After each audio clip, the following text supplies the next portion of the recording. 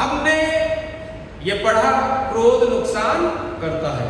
और क्रोध किस चीज का नुकसान करता है? रिलेशनशिप्स का। और आपने अक्सर देखा होगा कि जब हम गुस्सा करते हैं तो रिलेशनशिप भी सबसे पहले खराब होती है। और इसीलिए प्रभु यीशु मसीह ने ये बोला पहले क्रोध के विषय में कि क्रोध को हमें समाप्त करना है। और उसके बाद प्रभु यीशु मसीह ने एक बहुत महत्वपूर्ण बात यहां पर बताई। और वो महत्वपूर्ण बात क्या है? वो महत्वपूर्ण बात ये है कि यदि हम भेंट चढ़ाने के लिए आए हैं परमेश्वर के सम्मुख और हमें स्मरण आता है कि हमारे भाई के मन में हमारे लिए कुछ है, तो अपनी भेंट को वेदी पर छोड़ दें और जाकर पहले क्या करें? अपने भाई से मेल मिलाप कर लें। उसके बाद आकर अपनी भेंट को हम चढ़ाएं। प्रभु यीशु मसीह ने यहूदियों को जब ये बात बोल रहे थे वो तो एक बहुत महत्वपूर्ण बात को समझाया। यहूदी इस बात को जानते थे क्योंकि भेंट चढ़ाना, बलिदान करना उनकी रिलीजियस एक्टिविटी का एक हिस्सा था, बहुत महत्वपूर्ण भाग था। यहूदी लोग जो है इस बात को मानते थे कि बलिदान चढ़ाने से परमेश्वर के सम्मुख पापों की क्षमा होती है। और जिस समय मूसा की व्यवस्था दी गई तो मूसा की व्यवस्था में क्या दिया गया था? विधियां दी गई थी, कुछ बलिदान चढ़ाने की विधियां थी। सबसे पहली विधि जो परमेश्वर और मनुष्यों के बीच में संबंध को बनाती है, जहां पर मृत्यु से छुटकारा था, वो फसह का पर्व था, जहां पर फसह के मेमने को बलि किया गया। और उसके बाद परमेश्वर और परमेश्वर के लोगों का संबंध स्थापित हुआ और परमेश्वर अपने लोगों की अगुवाई करता हुआ उन्हें मिस्र से निकाल लाया। तो वहां से जो बलि की व्यवस्था आरंभ हुई, बलिदान देने की व्यवस्था आरंभ हुई, वो व्यवस्था रेस्टोरेशन की व्यवस्था थी, मतलब पुनः स्थापन। पुनः स्थापन का मतलब क्या होता है? एक चीज है वो पहले से मौजूद है पर बिगड़ गई है, गड़बड़ा गई है, खराब हो गई है और हम उसको पुनः स्थापित करते हैं। कोई नई नहीं बना रहे हैं, कुछ नया नहीं है, बल्कि पुनः स्थापन कर रहे हैं, उसको दोबारा से बना रहे हैं। इसको बोलते हैं रेस्टोरेशन, मतलब किसी बिगड़ी चीज को स्थापित करना। जो संबंध परमेश्वर और मनुष्यों के बीच में था वो पाप की वजह से गड़बड़ा गया, बिगड़ गया और परमेश्वर ने उस संबंध को पुनः स्थापित किया। तो जो बलिदान है वो बलिदान इस बात का सूचक है कि जब बलिदान चढ़ाया जाता है तो वो रिलेशनशिप रेस्टोरेशन है, यानी संबंधों का पुनर्स्थापन है। और वो संबंध किसके साथ पुनः स्थापित किया जा रहा है? परमेश्वर के साथ। हम परमेश्वर के भवन में इसीलिए आते हैं। किस लिए आते हैं? कि अपने संबंध को परमेश्वर के साथ रेस्टोर कर ले, हम अपने संबंध को परमेश्वर के साथ पुनः स्थापित कर ले। परमेश्वर की उपस्थिति इसीलिए महत्वपूर्ण है, परमेश्वर के सम्मुख आना इसलिए महत्वपूर्ण है। संडे को इसलिए नहीं आते हम कि आके थोड़ा सा एंजॉय कर ले, हम इसलिए नहीं आते कि आके लोगों के साथ मिल ले, इसलिए भी नहीं आते कि जिम्मेदारियां हैं, सबके पास धर्म है, हमारे पास भी एक धर्म होना चाहिए, सबके एक ईष्ट है, हमारे भी अपने एक ईष्ट होने चाहिए। दुनिया अपने आप को इस उसका बताती है, हम भी किसी के बताने वाले होने चाहिए, इसलिए हमारे लिए चलो चर्च है, हम चर्च चले। आधे लोग कलीसिया में सिर्फ किस लिए आते हैं? इसीलिए आते हैं कि चलो आओ चर्च चले, आज संडे का दिन है, जरूरी है जाना है। क्या सोच के आते हैं? संडे का दिन है, जरूरी है जाना है, चलो चलते हैं। भारी मन के साथ आते हैं, आनंद के साथ नहीं आते। अगर आनंद के साथ आते होते तो कैसे आते? जब आप शादियों में जाते हैं तो कैसे जाते हैं? भारी मन से, ओहो शादी में जाना। मेरे घर में तो कभी कभी ऐसा भी होता है, क्योंकि हम शादियों में पार्टियों में लोगों के घर जा जाके हमारे बच्चे बहुत बोर हो जाते हैं, तो वो क्या करते हैं, उन्हें ना बड़ा गुस्सा आता है जब कहते हैं आज मीटिंग है, आज शादी है, आज पार्टी है, आज इसमें जाना है, तो वो कहते हैं अरे आज मुझे होमवर्क है ये है, तो वो थोड़े से फेडअप हो गए। क्या करें, लोहार के घर के हैं, चिंगारियां देख देख के कॉमन हो गए। पर क्या है, लोग जब शादी में जाते हैं तो तैयारियां करते हैं, कपड़े सिलवाते हैं, मेकअप करते हैं, और ना जाने क्या क्या तैयारियां करके आनंद के साथ जाते हैं। परमेश्वर के साथ मिलने के लिए, आने के लिए लोग कैसे आते हैं, ओहो आज संडे, चलो आओ, अरे सुनो ऐसा है पादरी साहब तो बहुत लंबी झक मारते हैं, हमारा चर्च तो 2 घंटे चलता है, आखिर के 1 घंटे में चलेंगे, शुरू की बकवास खत्म हो जाएगी, उसके बाद की बकवास सुन लेंगे। तो आधे लोग आखिर के 1 घंटे के लिए आते हैं। कभी कभी तो मुझे ऐसा महसूस होता है कि हम बहुत बड़े बेवकूफ हैं, 2 घंटे की वर्शिप करते हैं, हम आखिर के 1 घंटे नहीं किसी दिन वर्शिप करेंगे। पर समस्या क्या होती है, जो लोग बेचारे लगन के साथ समय से पहले आते हैं उनके लिए दुख होता है, तो इसलिए हमें 2 घंटे की वर्शिप पूरी करनी पड़ती है। नहीं तो मेरा बस चलता होता तो एक दिन तो मैंने सोचा था जो लोग मैसेज सुनने के लिए आते हैं ना, खाली मैसेज पहले कर दूंगा और वर्शिप बाद में करेंगे, वो बैठे रहेंगे, आज तो बड़ी गड़बड़ हो गई, हम तो फंस गए, मैसेज सुनने आए थे और अभी तो वर्शिप ही चल रही है, उन्हें ये नहीं पता मैसेज पहले हो जाएगा। ये चीज मैं क्यों कह रहा हूं, ये मैं इसलिए कह रहा हूं क्योंकि हम अपने अंदर की उस बात को समझें जो हमारे अंदर है। ये हर एक के अंदर है, आप इसके लिए दोषी नहीं है।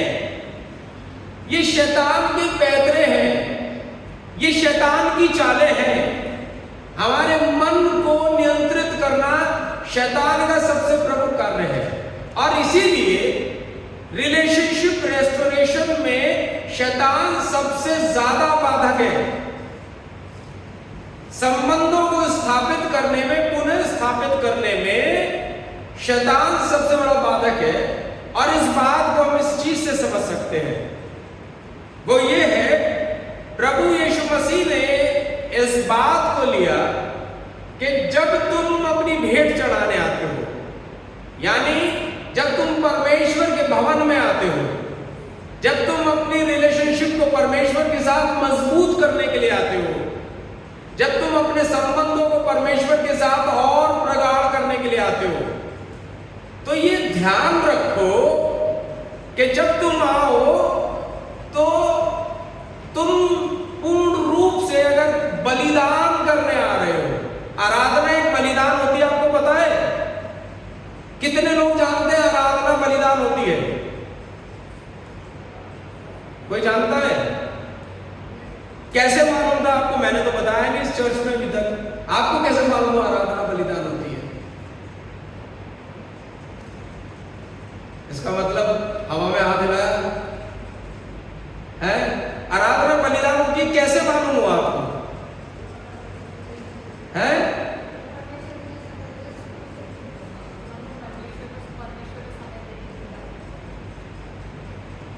चलिए, जो कह रहे हैं आप बिल्कुल ठीक है।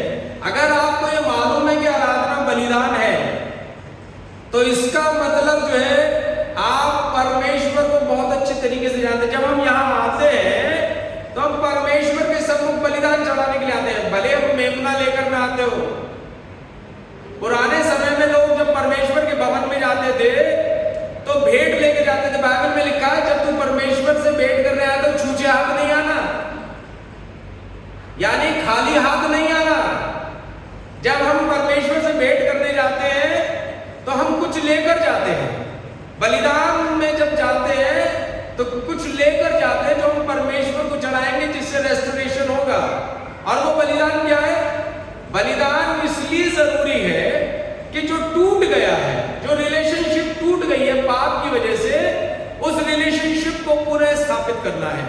और वो रिलेशनशिप पुनः स्थापित कैसे होगी? जब तक कि हम बलिदान नहीं चढ़ाएंगे। बलिदान क्या होता है? बलि यानी लहू का बहाया जाना। लहू किस बात का सूचक है? लहू प्राण का सूचक है। आप जानते हैं हमारे शरीर में जो प्राण है वो लहू है, उसी के द्वारा हमारे शरीर में सब कुछ चलता है। अगर आपके शरीर से लहू बह जाए, लहू खराब हो जाए, उसमें कोई कमी आ जाए तो हमारी मृत्यु हो सकती है। हत्यारे हत्या करने के लिए क्या करते हैं? आपका लहू बहाते हैं। कैसे बहाते हैं? गोली मारेंगे, तोप मारेंगे, चक्कू मारेंगे, ब्लेड मारेंगे। इस तरीके से क्या करेंगे? आपके शरीर से लहू बहा देंगे।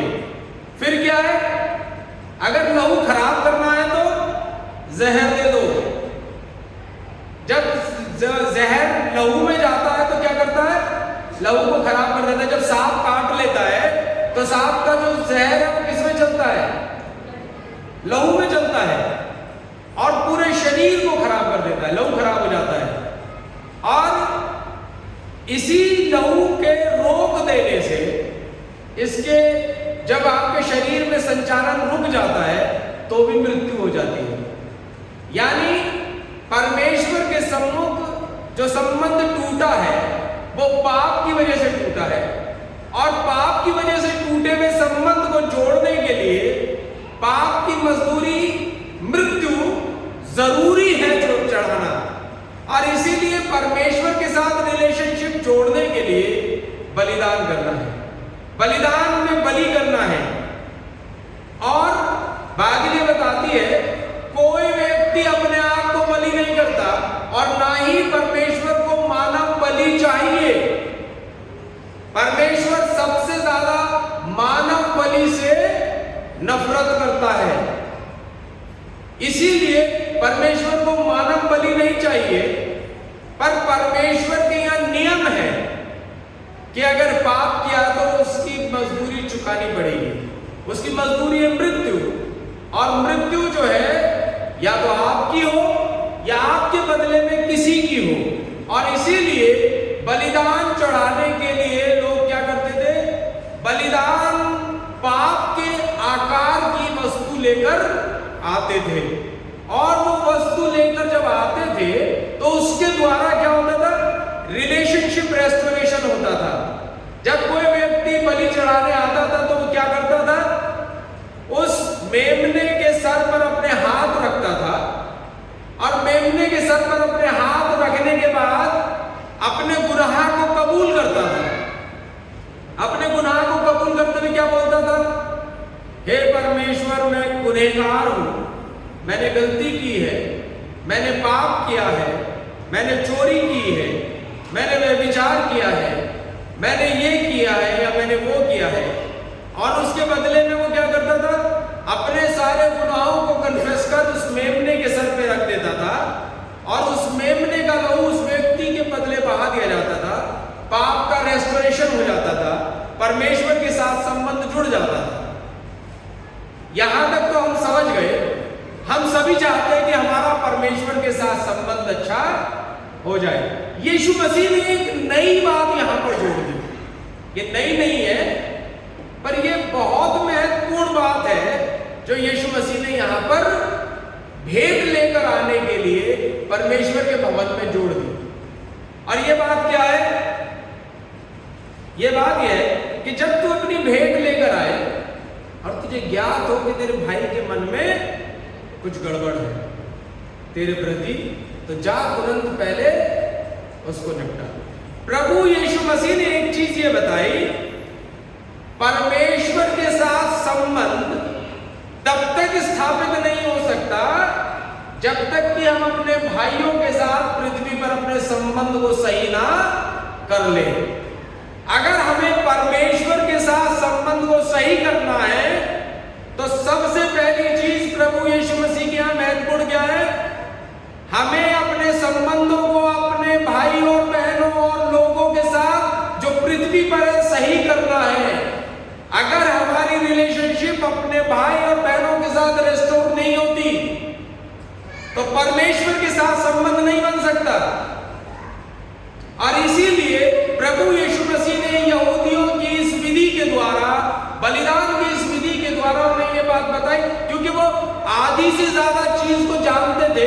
बलिदान पाप और मनुष्य और परमेश्वर के बीच में संबंध को स्थापित करने के लिए है, पाप को रिमूव करने के लिए है। तो जब बलिदान परमेश्वर और मनुष्य के बीच के संबंध को स्थापित करने के लिए है, तो प्रभु यीशु मसीह ने बताया वो संबंध तब तक स्थापित नहीं हो सकता कि जब तक तुम अपने भाइयों के साथ अपने संबंध को स्थापित ना कर लो। इसीलिए यूहन्ना और पतरस इसी चीज पर जोर देते हैं।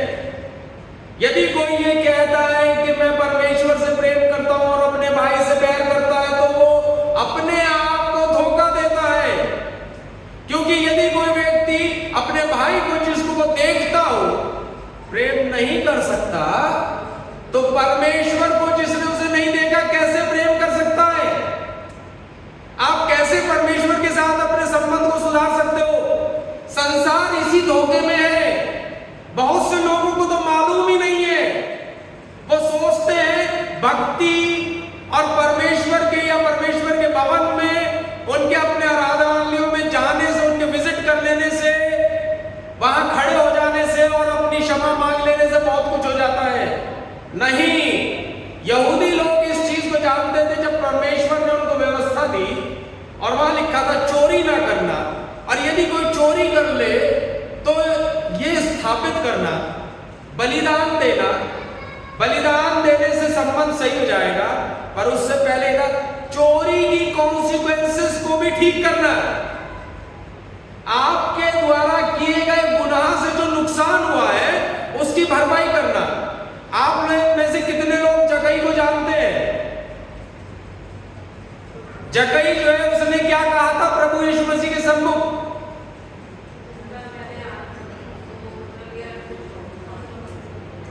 जो कुछ भी मैंने लिया है उसका चौगुना भर दूंगा। और जब उसने ये बोला कि जो कुछ भी मैंने लिया उसका चौगुना भर दूंगा, तो क्या था प्रभु यीशु मसीह ने क्या कहा? आज इस घर में उद्धार आया है। मतलब क्या हुआ? जकई ने ये नहीं बोला हे परमेश्वर मैं तुझसे बहुत प्रेम करता हूं, यीशु मसीह मैं तुझसे बहुत प्रेम करता हूं, तो आज मेरे घर में आ गया, मैं आनंदित और मगन हूं, तू तो मेरे घर में आ गया, मेरा उद्धार तो यूं ही हो गया। लोग उद्धार को यूं ही समझते हैं, यूं ही कहते हैं और यूं ही स्वीकार कर लेते, सोचते हैं हो गया। प्रभु यीशु मसीह का पैटर्न बिल्कुल क्लियर है। उद्धार यूं ही नहीं हो सकता। उसके लिए यीशु मसीह की शिक्षाओं में यह चीज जोड़ी गई है। If your relationship is not restored with your brother and sister, then it won't be restored with God. ये परमेश्वर के साथ नहीं हो सकती। किसी भी व्यक्ति का संबंध परमेश्वर के साथ हो ही नहीं सकता यदि आपका संबंध आपके भाई बहनों के साथ अच्छा नहीं हुआ है। चोरी की कॉन्सिक्वेंसेस यानी चोरी के द्वारा उत्पन्न होने वाली परिस्थितियों को यदि आपने नहीं सुधारा है, भरपाई नहीं की है, आपका संबंध नहीं हो सकता सही। और इसीलिए यीशु मसीह ने बोला यदि तू अपनी भेंट को लेके आ तो याद आ जाए, तो जा पहले संबंध सुधार, फिर परमेश्वर के पास आना। वो इसीलिए कहा कि यदि किसी बाइबल में लोग जानते थे, यहूदी लोग जानते थे, अगर मैं चोरी की गुनाह की माफी मांगने आ रहा हूं तो क्या होगा? पहले जो वस्तु चोरी की गई है, जिसकी चोरी की गई है, उसको लौटा के आऊं। उसके बाद उस चोरी की वजह से जो उसका नुकसान हुआ उस नुकसान की भरपाई करूं। पहले उसके पास क्षमा मांग के आऊं जिसका मैंने नुकसान किया है, और जब उसके साथ संबंध स्थापित हो जाए, क्षमा करना ना करना उसका काम है, क्षमा मांगना मेरा काम है। रेस्टोरेशन के लिए मेरी तरफ से क्षमा मांगना बहुत जरूरी है। और इसीलिए प्रभु यीशु मसीह का प्रिंसिपल है बहुत सख्त, जब तक तुम दूसरों के गुनाह माफ नहीं करोगे तुम्हारे गुनाह माफ नहीं किए जाएंगे। इसलिए जरूरी है कि हम दूसरे के गुनाह माफ करें, और यदि कोई हमसे अपने गुनाहों की माफी मांगे तो उसको भी माफ कर दें। कोई दूसरा आपके गुनाहों की माफी नहीं दे रहा, भूल जाइए, आपने अपनी तरफ से रेस्टोरेशन कर दिया है, आपने अपनी तरफ से अपने भाई और बहन के साथ संबंध को स्थापित कर लिया है। जो गलती आपने की, जो नुकसान आपने किया, उस नुकसान को आपने स्थापित कर दिया है। बहुत बार हम ऐसे नुकसान करते हैं जिनकी भरपाई नहीं हो सकती, पर यीशु मसीह के यहाँ एक चीज बहुत शानदार है। मनुष्य का हृदय से पछतावा जो है हर प्रकार की भरपाई कर देता है। प्रेम जो है हर प्रकार की भरपाई कर देता है। यदि हम सच में हृदय से अपनी गलती के लिए पछताते हैं तो वो भरपाई कर देता है। जरूरी नहीं है कि आपने अगर किसी की पेंसिल तोड़ी हो तो उसको पेंसिल लाके दें या उस टूटी हुई पेंसिल को जोड़ने की कोशिश करें, नहीं, क्षमा मांगकर उसके साथ संबंध को सुधारें। आगे से उसके साथ कोई ऐसी बात ना करे जिसमें वो एहसास उसको दोबारा हो कि हमने उसका कोई नुकसान किया है। मुझे परमेश्वर भी यही चाहता है। पहले हम अपने भाइयों के साथ अपने संबंध तो सुधार लें। जब तक हम अपने लोगों के साथ अपने संबंध नहीं सुधारेंगे, भवन में आगे कितने भी बड़े भक्त बन जाएं, ऐसे भक्त दुनिया में सैकड़ों गलियों में कौड़ियों के भाव घूम रहे हैं जो बहुत बड़े भक्त हैं, दूसरे का गिरेबान पकड़ते हैं और अपने ईश्वर के साथ बोलते हैं संबंध बहुत अच्छा है। ऐसे लोगों को परमेश्वर नहीं पूछता। परमेश्वर उनको पूछता है जो रेस्टोरेशन के साथ आते, पीस रेस्टोरेशन यानी शांति की स्थापना। पहले अपने भाई के साथ जो नुकसान किया है, अपने लोगों के साथ जिनका नुकसान हुआ है, उनके साथ संबंध स्थापित करो। फिर आओ, और जब आओ तो अपनी भेंट लेकर आओ। फिर परमेश्वर के साथ तुम्हारा संबंध स्वतः ही सही हो जाएगा। फिर परमेश्वर के साथ तुम्हारा जो संबंध अपने आप शानदार हो जाएगा। और इसीलिए अनेक प्रकार की बलियां हैं। यहूदी लोगों को जब प्रभु यीशु मसीह ने यह वचन सुनाया तो वो समझ गए कि प्रभु यीशु मसीह क्या कहना चाहता है।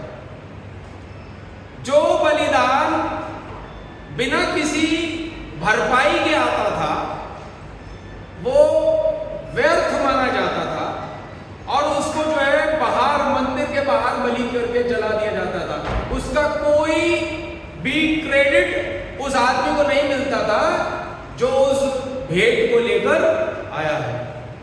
यदि हम परमेश्वर से मिलने आते हैं तो पहले अपने सारे संबंधों को सुधार कर आए। इसलिए यहां पर कहा है जब तुम आते हो भेंट लेकर, बलि लेकर, बलिदान लेकर, तो पहले ये देखो कि कहीं तुम्हारे भाई के मन में तो कुछ नहीं है। मैं आप लोगों को एक चीज बताना चाहता हूं, मैंने अपने जीवन में इस प्रिंसिपल का बहुत फॉलो किया।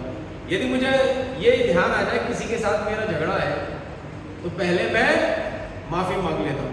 मैं यहाँ होली कम्युनियन डिस्ट्रीब्यूट नहीं कर सकता जब तक कि मैं अपने संबंध को उस व्यक्ति के साथ ना सुधार लूं। जब इन बातों का मुझे पता लगा, समझ में आना शुरू हुआ, फिर मैंने कभी किसी के साथ संबंध बिगड़े में रखे नहीं। झगड़ा हुआ, क्रोध तो हुआ, कभी कभी पत्तियों वाला तेज क्रोध भी होता है, वैसा हुआ, कहासुनी हुई, टकराव हुए, और तुरंत उनको सुधार लिया। मेरी तरफ से कोई बैर नहीं। अगर कोई मेरे पास आए तो मैं उसका स्वागत खुले दिल के साथ करता हूं। मैं क्रोध को पालता नहीं, क्योंकि क्रोध पालना पाप पालने जैसा है और आप अपने जीवन को भस्म करते हो। धीरे धीरे जीवन राख हो जाता है, पता नहीं लगता। पर प्रभु यीशु मसीह कहते हैं अगर हम क्षमा कर देते हैं तो क्या होता है, प्रभु भी हमारी भेंट को स्वीकार करता है। इसलिए यदि हम प्रभु के भवन में आए, उसके सम्मुख आए, तो सबसे पहले अपने आपसी संबंध को सुधार कराएं। जिसके साथ भी झगड़ा हो, कितना भी बड़ा झगड़ा क्यों ना हो, पहले उस झगड़े को निपटा लें, उस झगड़े को हम स्थापित कर लें और फिर परमेश्वर के भवन में अपनी भेंट लेके आए। या लिखा है नहीं तो भेंट व्यर्थ है, सब कुछ व्यर्थ है, आपको कुछ नहीं मिलेगा, कोई क्रेडिट नहीं मिलेगा। अब जब हमें मालूम है परमेश्वर तो हमारा मन देखता है, तो हम परमेश्वर को धोखा नहीं दे सकते। धोखा केवल वही लोग देते हैं अपने ईश्वर को जिन्हें मालूम नहीं कि ईश्वर मन को देखता है। इसलिए वो देखते हैं कि हमने जो बाहर से किया उससे हमारा सब काम सेटल हो गया। बहुत से लोग ऐसे जिंदगी भर दूसरे का हक मारते रहे और एक भंडारा कर दिया तो सोचा पाप धुल गए। सारी जिंदगी लोगों की जो है हिस्सों में से अपना उनका हिस्सा लूटते रहे, मजदूर की मजदूरी मारते रहे, ईमानदारी से कभी किसी का नहीं दिया, और उसके बाद उन्होंने सोचा कि हम जो है स्नान करके आ गए, हमारे पाप धुल गए। नहीं, पाप तब तक नहीं धुलता जब तक कि उसकी भरपाई नहीं होती। अब भरपाई कैसे हो सकती है? मन के पछतावे के द्वारा। जिस व्यक्ति के विरुद्ध हमने कुछ किया है उसके सम्मुख जाकर अपने संबंध को पुनः स्थापित करने के लिए अपने मन से पछतावे के साथ क्षमा मांगे। क्षमा करे ना करे उसके ऊपर छोड़ दे, क्योंकि उसके लिए वो नियम लागू हो जाता है कि जब तक तुम किसी के गुनाह माफ नहीं करोगे तुम्हारे भी गुनाह माफ नहीं किए जाएंगे।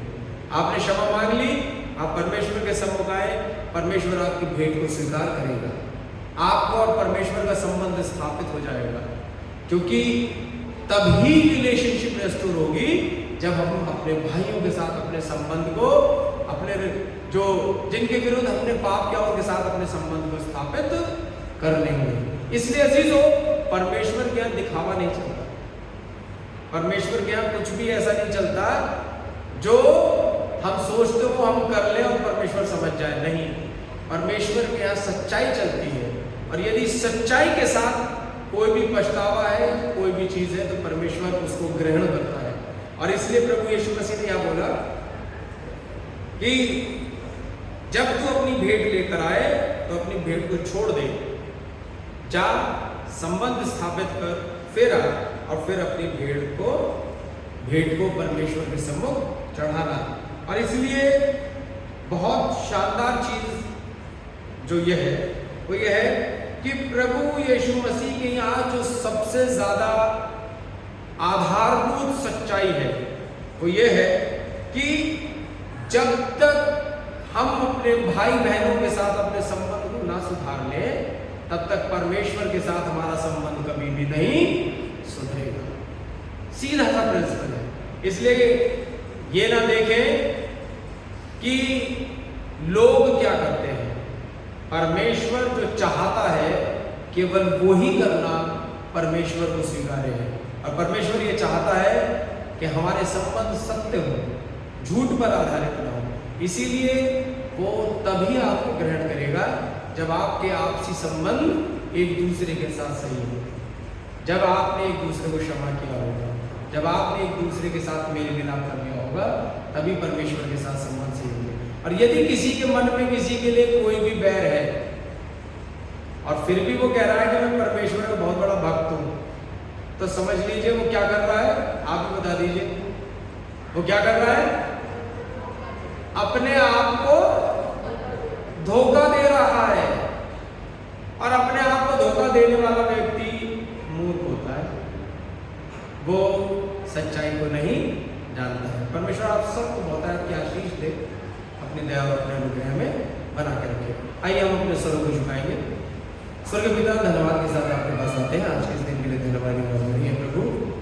जब हम प्रभु इस वचन को सुनते हैं तो हमें मालूम है कि प्रभु पाप की क्षमा लहू के बहे जाने से है,